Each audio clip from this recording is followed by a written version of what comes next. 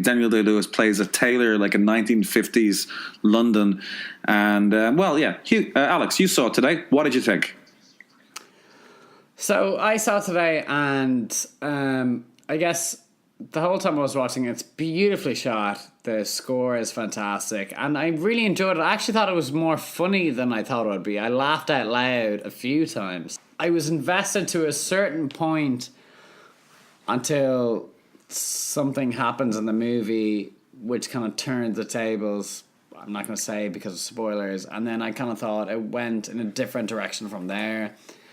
And it kind of ended on a very weird anticlimactic note, I guess. And I kind of left it feeling a little bit cold. What I thought the film was about was how relationships, when you're mad in love with someone, you are almost self-destructive, and you will do anything to keep that going, even if it's very wrong and you know it's wrong. But to keep that going, you'll keep a self-destructive pattern going. The actress who... She was beautiful. Beautiful. Top of my head.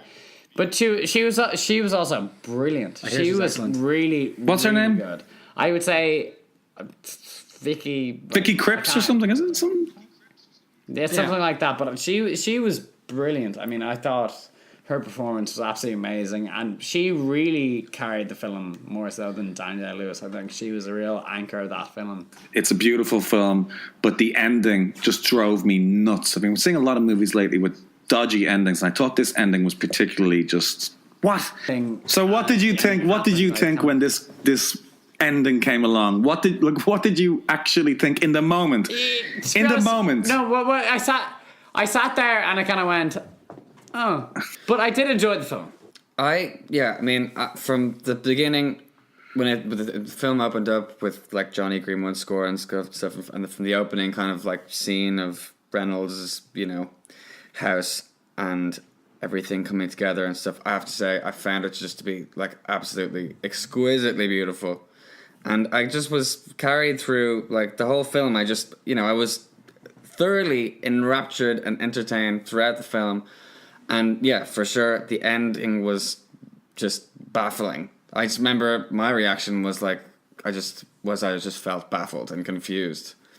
But curious. In saying that, like, I just really want to see it again. I feel like afterwards I didn't know how to feel. The next day I felt I wanted to see it again. You ever listen to an album where, like, from a band you like, and you first listen to it and you go, oh, this is awful, what are they doing? And then the more listen, you kind of go, actually, I was wrong. They're ahead of me. Artistically, they're ahead of me. I just was slow catching up to their wave.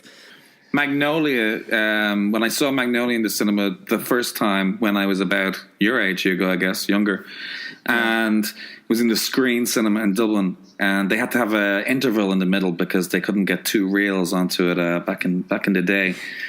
And I remember when I saw that film, and when the movie ended, I just thought to myself, what have I just seen? And for the days afterwards, I couldn't help but think about the movie. I kept on thinking about the film. And so I had to go. So I went back to see it again. I ended up going to see Magnolia 4 times in the Screen Cinema.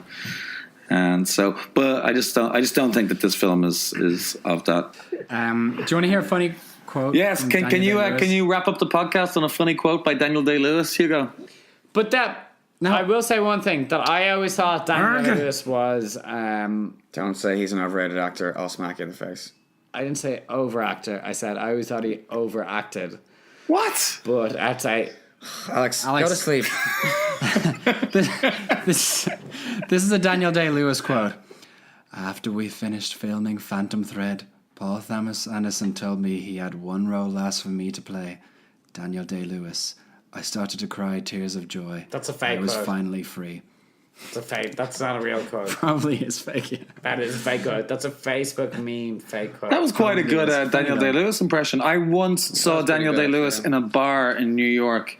He was sitting at the end of the bar, Swift Bar on East 4th Street in Lafayette. And afterwards, when he was walking, he was having a pint of Guinness, and he was walking out, I said hello. And that was the end of that story.